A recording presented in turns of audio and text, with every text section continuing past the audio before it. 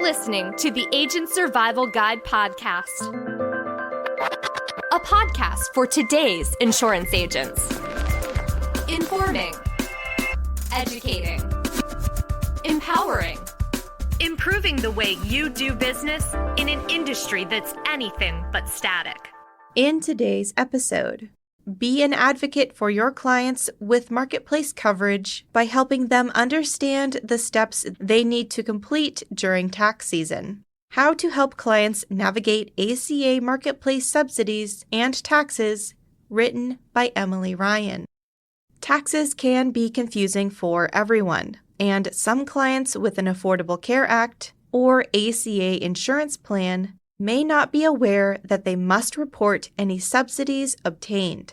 The last day to file 2024 taxes is April 15th, 2025. If any of your clients had marketplace coverage last year, when filing their taxes, they must report this and any tax credits they received. We'll discuss how to navigate reporting premium tax credits, PTC, as we'll refer to it here, as well as some common issues that clients may experience. The first question your client may have is why they have to report their marketplace coverage to the IRS. The Internal Revenue Service, IRS, gathers information on the marketplace and about the individuals who use these plans to evaluate the total monthly health insurance premium paid to the insurance company your client has selected coverage from. They also want to ensure the subsidy amount a beneficiary received for that tax year aligns with their household income level for that year. If it does not match, the government may owe the beneficiary the difference, or the beneficiary may have to pay it back.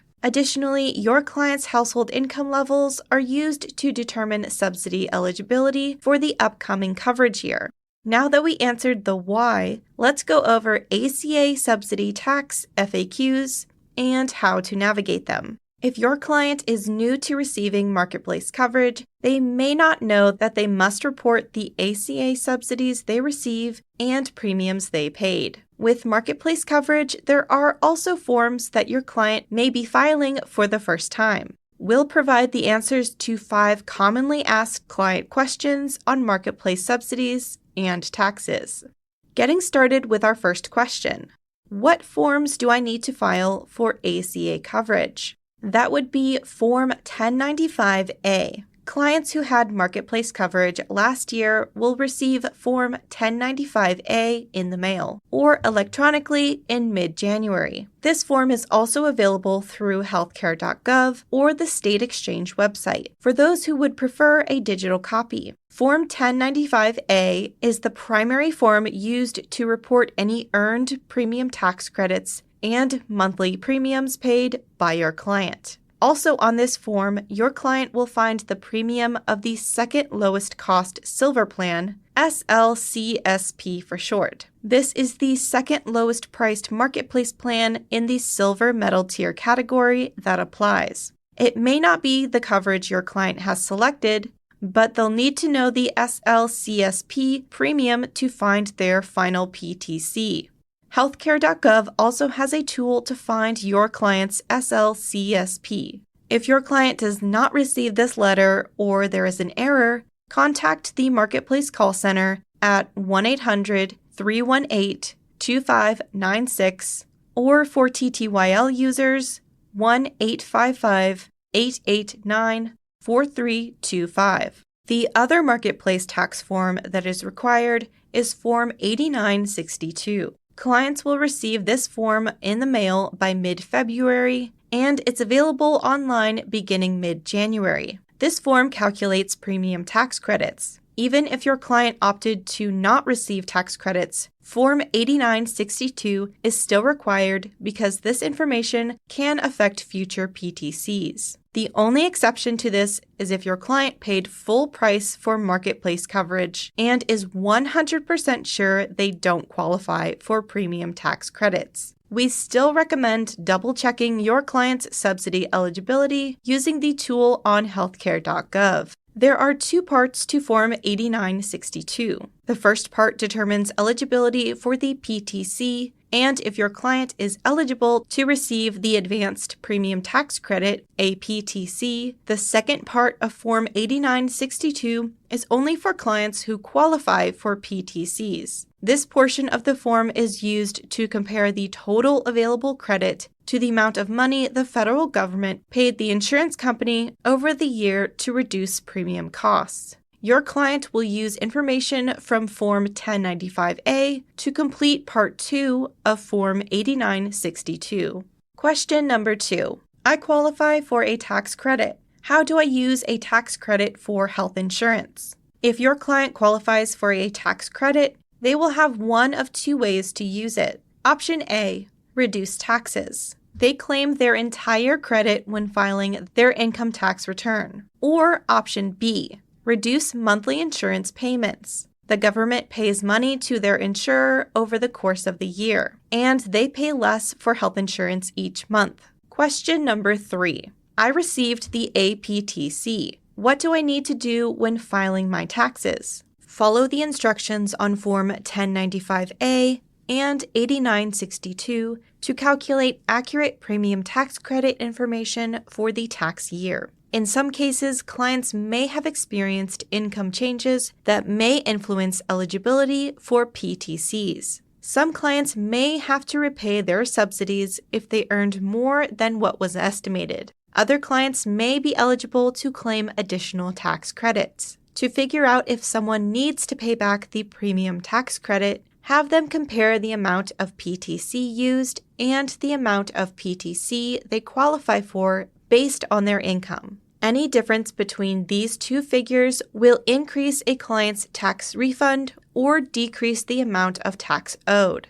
Any excess advanced payments will need to be reported on the tax return. The marketplace refers to this process as reconciling their premium tax credit. We'll have a guide from healthcare.gov linked in the episode notes to help clients reconcile their own PTCs. Question number 4. Do I have to file on paper?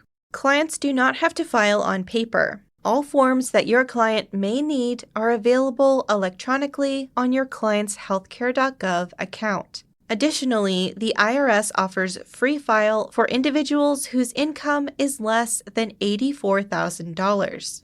Question number 5.